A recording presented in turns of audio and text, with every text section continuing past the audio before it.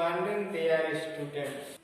Part 6 भक्ति सुखी परंपराएं, धार्मिक विश्वासों में बदलाव और श्रद्धा करें। तो देख लो, एक अच्छा 12वीं का इतिहास विषय है, अध्याय नंबर 6 है भक्ति सुखी परंपराएं।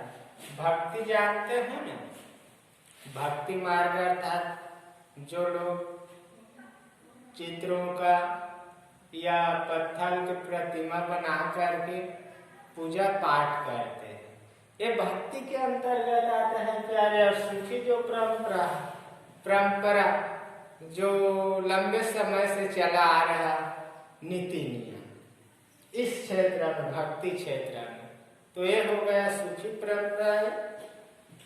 धार्मिक विश्वासों में बदलाव, तो आप लोग जानते हैं जिसका जन्म हुआ होता है उसको एक दिन इस सृष्टि को छोड़कर जाना पड़ता है, बस नाम रह जाता है। उसी प्रकार से जो धार्मिक क्षेत्र है, धार्मिक अर्थात धर्म की क्षेत्र, कहाँ से प्राप्त होता है धर्म? भक्ति भाव नैतिकता से प्राप्त होता है धार्मिक ज्ञान, है ना? तो जो इसमें विश्वास है, भरोसा की बात है, उसमें बदलाव देखने को मिला। और श्रद्धा ग्रहण, श्रद्धा किसी पर अत्यधिक विश्वास करना और उसकी पूजा अर्चना करना, श्रद्धा। तो देख लीजिए, ये था हेडिंग। लगभग 8वीं से 18वीं सदी तक की घटना है, बहुत लंबे समय तक की, 10 सदियों की, 8वीं से 18वीं बोला।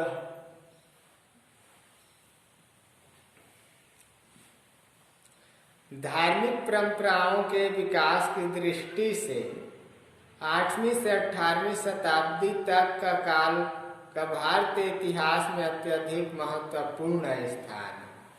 कहने का तात्पर्य है, जब 8वीं सदी चल रहा था उस समय से लेकर 18वीं सदी तक की घटना में जो भारतीय स्थान में धार्मिक क्षेत्र का ज्ञान है या जो धर्म के नाम पर जो परंपराएं चल रही थी उसकी बात है प्यारे, उनकी विकास की बात। तो 8वीं से 18वीं शताब्दी का जो कार्यकाल रहा वह महत्वपूर्ण रहा, विशेष रहा, कहने का तात्पर्य। इस काल में प्रचलित धार्मिक विश्वासों में अनेक उल्लेखनीय परिवर्तन तथा भक्ति और सुखी जैसी महत्वपूर्ण परंपराओं का विकास हुआ। कहने का तात्पर्य क्या है? उस काल की बात है, 8वीं से 18वीं सदी की काल का बात है, जो धार्मिक विश्वास था, देवी देवताओं के ऊपर लोग विश्वास करते थे, धर्म क्षेत्र के ऊपर लोग विश्वास करते थे। जो परंपरा चल रहा था उसमें परिवर्तन देखने को मिला। परिवर्तन अर्थात बदलाव, बदलता हुआ स्वरूप देखने को मिला। अब भक्ति और सुखी जैसे नए परंपराएं प्रारंभ हो गया वहां से। वास्तव में हर्षोत्तर काल से ही धार्मिक क्षेत्र में अनेक महत्वपूर्ण परिवर्तन घटित होने लगे थे। हर्षोत्तर काल जब चल रहा था तब की बात है, उसी समय से धार्मिक क्षेत्र में बदलाव देखने को मिला। यह काल हिंदू धर्म के विकास का काल था प्यारे। हर्षोत्तर काल हिंदू धर्म के काल का विकास का काल था। इस काल में हिंदू धर्म भारत में अपनी पराकाष्ठा पर पहुंच गया। हिंदू धर्म का केंद्र मध्य क्षेत्र था। वैदिक देवताओं की स्थिति में तीव्रता पूर्वक परिवर्तन होने लगे। पुराने देवी देवताओं के स्थान पर नए देवी देवताओं की मान्यता बढ़ने लगी। नए लोग, नया धर्म, नया विचार, नया विश्वास। बौद्ध धर्म तथा जैन धर्म में ईश्वरवादी प्रवृत्तियों का विकास होने लगा। इसके पहले अध्याय में पढ़ाया हूँ बौद्ध धर्म और जैन धर्म। तो परमात्मा को नहीं मानते थे, ईश्वर को नहीं मानते थे, अर्थात आडंबरों का त्याग करना उसका सिद्धांत में था। बौद्ध धर्म में ईश्वर का स्थान नहीं था, पत्थर की प्रतिमा या मूर्तियों की पूजा नहीं होती थी। किंतु यहाँ पर देख लीजिए, बौद्ध धर्म तथा जैन धर्म में ईश्वरवादी प्रवृत्तियों का विकास होने लगा। उसके अनुयायी थे बौद्ध धर्म और जैन धर्म को मानने वाले लोग, उन्होंने भी ईश्वर को माना। अब देखेंगे धार्मिक विकास। धर्म के क्षेत्र में किस प्रकार से विकास हुआ। धार्मिक विकास हर्षोत्तर काल में बौद्ध धर्म में दर्शन के नए युग का सूत्रपात हुआ। बौद्ध धर्म में वज्रयान शाखा का विकास हुआ। बुद्ध को ईश्वर का अवतार मानकर भक्ति गीतों, अनुष्ठानों तथा समारोहों के साथ उनकी पूजा की जाने लगी। बौद्ध धर्म की शाखा पर तांत्रिक मत का स्पष्ट प्रभाव था। तांत्रिक जानते हैं, जिसे छत्तीसगढ़ी में बैगा कहा जाता है। तो बौद्ध धर्म में ईश्वर का अवतार अर्थात विष्णु का कितने अवतार बताया गया है? 10 अवतार बताया गया है। तो बुद्ध को ईश्वर का अवतार मानकर, जो बौद्ध धर्म के क्या थे? रचयिता थे, कहने का मतलब उसको स्थापित करने वाला महात्मा बुद्ध जी थे। तो उन्हीं को लोग क्या माने? ईश्वर माने, उसको ईश्वर का अवतार माने कि महात्मा बुद्ध के रूप में ही क्या है, ईश्वर का जन्म हुआ है। और उनके लिए भक्ति गीतों का अनुष्ठानों तथा समारोहों के साथ उनकी पूजा किए जाने लगे। प्यारे, पूजा अर्चना करने लगे लोग। जैसे सतनामी धर्म में देखो तो क्या है, गुरु घासीदास को मानते हैं। बहुत सारे लोग बाबा भीमराव अम्बेडकर को मानते हैं, भीम साहेब को। बहुत से लोग सत साहेब को मानते हैं, जो रामपाल जी गुरु जी हैं, उनके अनुयायी। और बहुत से लोग क्या है, परमपिता परमात्मा शिव को मानते हैं, जैसे ईश्वरीय विश्वविद्यालय। उसी प्रकार से यहाँ पर लोगों ने क्या किया, बुद्ध को ईश्वर का अवतार मानकर उनकी पूजा अर्चना करने लगे।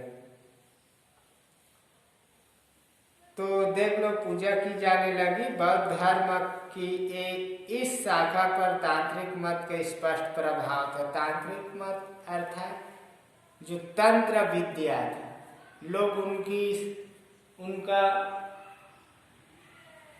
कहना चाहिए सिद्ध करके, तंत्र मंत्र को सिद्ध करके क्या करते थे? चमत्कार करते थे, लोगों की इलाज करते थे या लोगों के दुख सुख में सहायता करते थे। तंत्र विद्या। इस काल में जैन धर्म उत्तरी और पश्चिमी भारत के व्यापारिक वर्गों में अत्यधिक लोकप्रिय हो गया तथा दक्षिण भारत में भी उसे राजकीय संरक्षण प्राप्त हुआ। जैन धर्म था, जो मैं बतलाया था 23वें और 24वें तीर्थंकर इसको पढ़ाते वक्त है ना, और ऋषभदेव के बारे में बतलाया था। तो जैन धर्म उत्तर और पश्चिम भारत की बात है। व्यापारिक वर्गों में, व्यापार अर्थात एक स्थान से दूसरे स्थान वस्तुओं को बेचने और खरीदने का कार्य करते थे, उनके समुदाय में अत्यधिक लोकप्रिय हो गया है। दक्षिण भारत में क्या हुआ, जैन धर्म को राजा के माध्यम से संरक्षण प्राप्त हुआ। राजा लोग भी इस धर्म की ओर झुक गए, जुड़ गए। कहने का मतलब इस काल में गुजरात एवं राजपूताना जैन धर्म के महत्वपूर्ण केंद्र बन गए। जो गुजरात और राजपूताना का क्षेत्र है वह जैन धर्म का क्या बन गया, महत्वपूर्ण केंद्र अर्थात विशेष स्थान बन गया। अन्हिलवाड़ा का चालुक्य राजा मूलराज जैन धर्म का अनुयायी था। इस वंश के एक अन्य शासक भीम के शासन काल में उसके एक मंत्री ने आबू पर्वत पर स्वामी आदिनाथ का मंदिर बनवाया। दक्षिण में गंग चालुक्य एवं राष्ट्रकूट शासकों ने जैन धर्म को सम्मानित स्थान प्रदान किया। इस काल में श्रवण बेलगोला में विशाल प्रतिमा की स्थापना की गई। इस काल में जैन आचार्यों ने संस्कृत, कन्नड़, प्राकृत आदि भाषाओं में अनेक महत्वपूर्ण ग्रंथों की रचना की। इस काल में तंत्रवाद अर्थात तांत्रिक विचारधारा को भी पर्याप्त लोकप्रियता मिली। देखे होंगे हमारे ग्रामीण क्षेत्रों में भी देखे होंगे, जादू टोना ऐसे नाम लिया जाता है। और उसके लिए किसके पास जाना पड़ता है? बैगे के पास जाना पड़ता है। किसी के ऊपर शैतान का निवास हो जाता है, उसको भगाने के लिए बैगा के पास जाना पड़ता है। तो तांत्रिक विचारधारा में भी क्या हुआ? पर्याप्त लोकप्रियता बढ़ी। उसके प्रति लोग आग्रसित हुए, झुके तंत्र विद्या के प्रति, उसको मानने लगे थे लोग। उसी को लोकप्रियता कहा है। इस मत का पूर्वोत्तर भाग में विशेष रूप से प्रचार हुआ। विद्वानों के मतानुसार तंत्रवाद वैदिक संप्रदायों का सरल रूप था और इसके द्वारा सभी जातियों और महिलाओं के लिए समान रूप से खुले थे। वैदिक संप्रदाय जानते हैं? जो वेद शास्त्र है प्यारे। वेद कितने प्रकार के हैं? 4, ऋग, यजुर, अथर्व और सामवेद। उसी की बात है।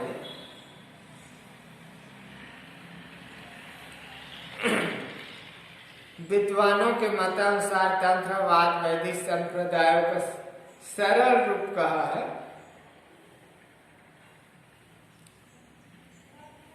और इसके द्वारा सभी जातियों एवं महिलाओं के लिए समान रूप से खुले थे। तांत्रिक लोगों का विचार है कि सारी उत्पत्ति शक्ति से होती है। पार्वती, दुर्गा, लक्ष्मी एवं राधा जगत माता के ही भिन्न भिन्न नाम हैं। इस मत में गुरु का स्थान सर्वोच्च था। इस मत के अनुयायी बनने के लिए गुरु से दीक्षा ग्रहण करना अनिवार्य था। कहने का मतलब क्या है? मैं कई बार बतलाऊंगा आप लोगों को, गुरु के बिना ज्ञान की प्राप्ति नहीं हो सकती। इसलिए क्या है, इस काल के लोग गुरु की क्या करने लगे? गुरु से दीक्षा लेने लगे। दीक्षा अर्थात विद्या सीखने लगे। गुरु से दीक्षा ग्रहण करना क्या हो गया था? अनिवार्य हो गया था।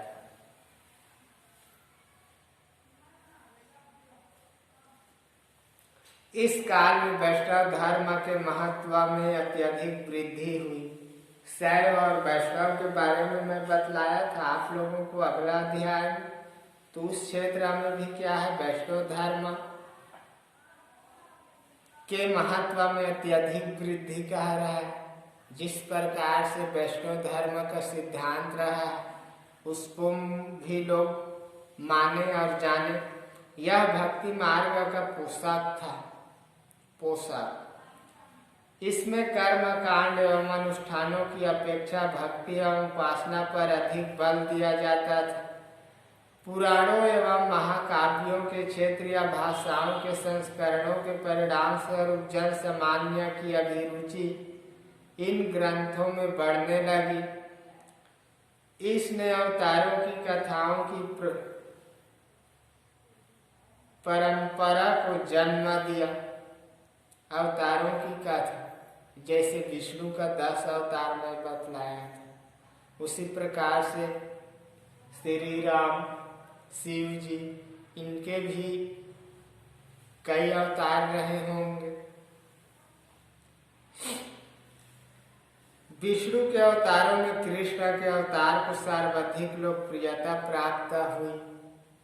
वैष्णव धर्म के विकास में दक्षिण भारत के आर्यों एवं संतों, जिन्हें अलवार के नाम से जाना जाता है, ये महत्वपूर्ण योगदान दिया।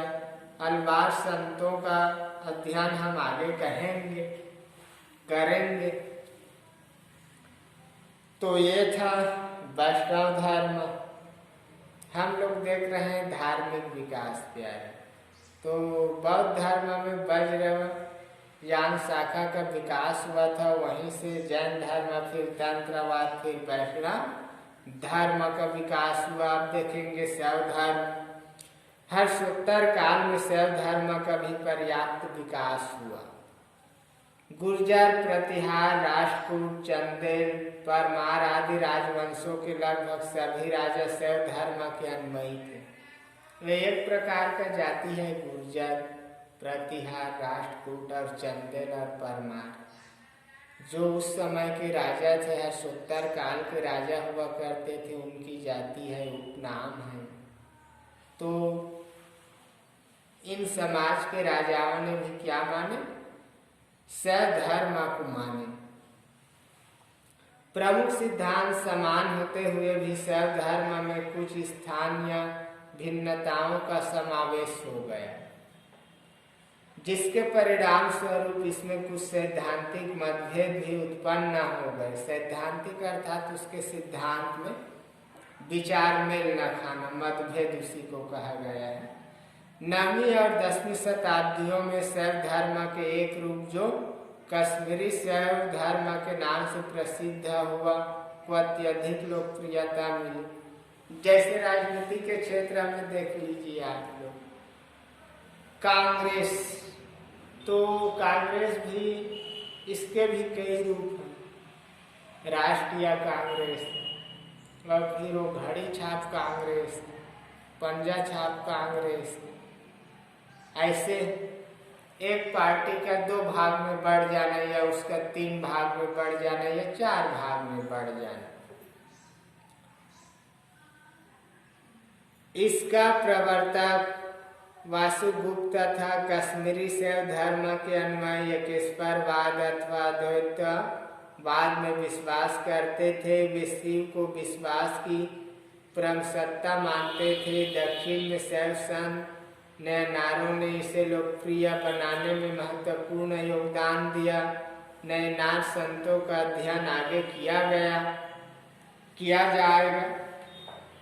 अलवार और नयनार कौन थे, ऐसे परीक्षक पूछ देगा, मानना चाहिए आप लोगों को। इस काल में शाक्त संप्रदाय का भी अत्यधिक प्रचार हुआ। शाक्तों ने शक्ति की उपासना पर बल दिया। शिव की शक्ति के रूप में जिस उमा अथवा पार्वती की शक्ति पर सब विश्वास करते थे, उसका महत्व धीरे धीरे बढ़ता गया और लोग सृष्टि के जन्म, विकास और विनाश का कारण शक्ति को मानने लगे। भारत के विभिन्न भागों में देवी के अनेक मंदिर बनवाए गए तथा महिषासुर मर्दिनी, सिंहवाहिनी, दुर्गा, चामुंडा, काली आदि रूपों में शक्ति की पूजा की जाने लगी। अभी देख रहे थे धार्मिक विकास। तो शैव मत के जो अनुयायी थे, उन्होंने शक्ति की उपासना की, शक्ति की उपासना पर बल दिए प्यारे, जो पार्वती के रूप में है, दुर्गा के रूप में है, काली के रूप में है। लोग इसी को मानने लगे, शिव की भी पूजा की जाने लगी। इसके ओर अग्रसर हुए लोग। तो जो यह धर्म था शैव धर्म, इनका लोकप्रियता और भी बढ़ा। अब दूसरा पॉइंट है धार्मिक विश्वासों और आचरणों की गंगा जमुनी बनावट। धार्मिक विश्वासों का समन्वय, मिला जुला धार्मिक विश्वासों का समन्वय देख लेते हैं। विभिन्न संप्रदायों, धार्मिक विश्वासों या आचरणों का समन्वय अध्ययन काल 8वीं से 18वीं सदी की सर्वाधिक महत्वपूर्ण विशेषता थी। विभिन्न संप्रदाय कहा गया है, चाहे वो ईसा मसीह हो, चाहे हिंदू हो, चाहे मुस्लिम हो, इस संप्रदाय के अंतर्गत आता है। इस काल में साहित्य एवं मूर्ति कला दोनों से ही अनेक प्रकार के देवी देवताओं का परिचय मिलता है। जैसा कि पहले उल्लेख किया जा चुका है, इस काल में विष्णु, शिव और देवी की विभिन्न रूपों में आराधना की परिपाटी न केवल प्रचलन में रही है, अपितु उसे और अधिक विस्तार एवं व्यापकता भी प्राप्त हुई है। 2.1 पूजा प्रणालियों का समन्वय। इस काल की समझ रखने वाले इतिहासकारों का विचार है कि इस काल में पूजा प्रणालियों के समन्वय के आधार में प्रमुख रूप से 2 प्रक्रियाएं कार्यशील थी। इनमें से एक प्रक्रिया ब्राह्मणीय विचारधारा के प्रचार से संबंधित थी। पौराणिक ग्रंथों की रचना, संकलन तथा परिरक्षण में इसके प्रसार को प्रोत्साहित किया। पौराणिक ग्रंथों की रचना सरल संस्कृत छंदों में की गई थी, जिन्हें वैदिक विद्या से विहीन स्त्रियां एवं शूद्र भी समझ सकते थे। पहले समय में क्या होता था, ब्राह्मणों को पूजा पाठ करने इत्यादि करने की छूट थी, क्षत्रियों को युद्ध करने की छूट थी, वैश्यों को कार्य करने की छूट थी, और शूद्रों को भी सबसे जो नीचे वर्ग में रखा गया था। तो वैश्य और शूद्रों को इस प्रकार का जो पूजा पाठ होता था या क्या होता था, ये करवाने का छूट नहीं दिया था। तो पूजा प्रणालियों का समन्वय इसी को देख रहे हैं। दूसरी प्रक्रिया का संबंध स्त्रियों, शूद्रों तथा अन्य सामाजिक वर्गों की आस्थाओं एवं आचरणों को ब्राह्मणों द्वारा स्वीकृत किए जाने तथा उन्हें एक नवीन रूप प्रदान किए जाने से था। क्या है, राजा ही यज्ञ करवाएगा, पूजा करवाएगा और पुरोहित उनके पूजा करेंगे, जो भी उसके परंपरागत पंडित है, और बाकी वर्गों को नहीं रखा गया था। तो जब धार्मिक विश्वास में वृद्धि देखने को मिला तो क्या है, गंगा जमुना की बनावट बोला है, उसी को बोला है। स्त्री, शूद्रों तथा अन्य सामाजिक वर्गों की भी आस्था और आचरणों को ब्राह्मण द्वारा स्वीकृति दिए गए, उनको मान्यता दिए गए कि आप लोग भी पूजा अर्चना कर सकते हो, करा सकते हो।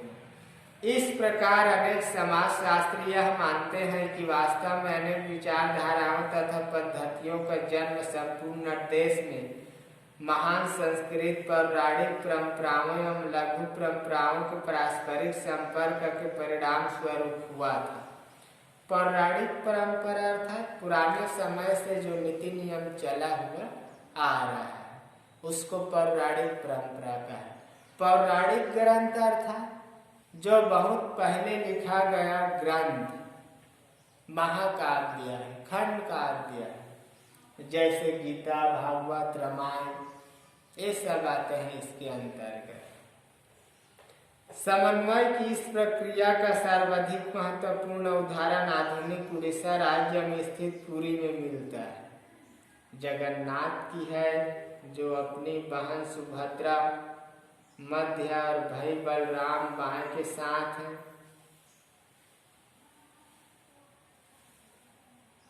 यह आकृति दाहिने जगन्नाथ की है, जो अपनी बहन सुभद्रा मध्य और भाई बलराम बाएं के साथ है। भाई बहन की ये मंदिर है। कहाँ का मंदिर? पुरी का। क्या पुरी? जगन्नाथपुरी। कहाँ स्थित है? उड़ीसा राज्य में स्थित है। 12वीं शताब्दी तक पहुँचते पहुँचते यहाँ के प्रमुख देवता जगन्नाथ, इसका शाब्दिक अर्थ है संपूर्ण विश्व का स्वामी।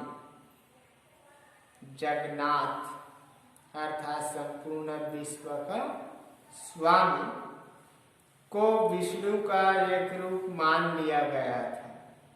12वीं शताब्दी के इस चित्र में जगन्नाथ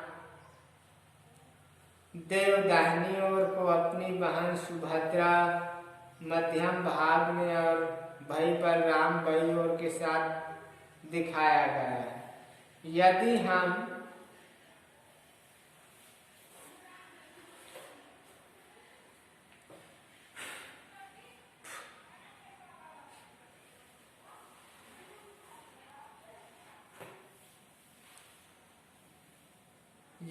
हम इस चित्र की तुलना 5वीं शताब्दी की शेष नाग पर आराम करते विष्णु की नीचे दी गई मूर्ति से करते हैं तो यह भली भांति स्पष्ट हो जाता है कि इसमें देवता को अत्यंत भिन्न रूपों में प्रस्तुत किया गया है। प्रस्तुत उदाहरण में एक स्थानीय देवता को विष्णु के रूप में प्रस्तुत किया गया है। उसकी प्रतिमा को पहले और आज भी स्थानीय जनजाति के विशेषज्ञों द्वारा लकड़ी से बनाया जाता है। उल्लेखनीय है कि विष्णु के इस रूप तथा देश के अन्य भागों में मिलने वाले स्वरूपों में कोई समानता दृष्टि गोचर नहीं होती। देवी संप्रदायों में भी समन्वय के ऐसे अनेक उदाहरण उपलब्ध होते हैं। सामान्य रूप से देवी की पूजा आराधना सिंदूर से पोते गए पत्थर के रूप में ही किए जाने का प्रचलन था। पौराणिक परंपरा के अंतर्गत इन स्थानीय देवियों को मुख्य देवताओं की पत्नियों के रूप में मान्यता प्रदान कर दी है। कभी उन्हें लक्ष्मी के रूप में विष्णु की पत्नी के स्थान दिया गया तो कभी पार्वती के रूप में शिव की पत्नी का।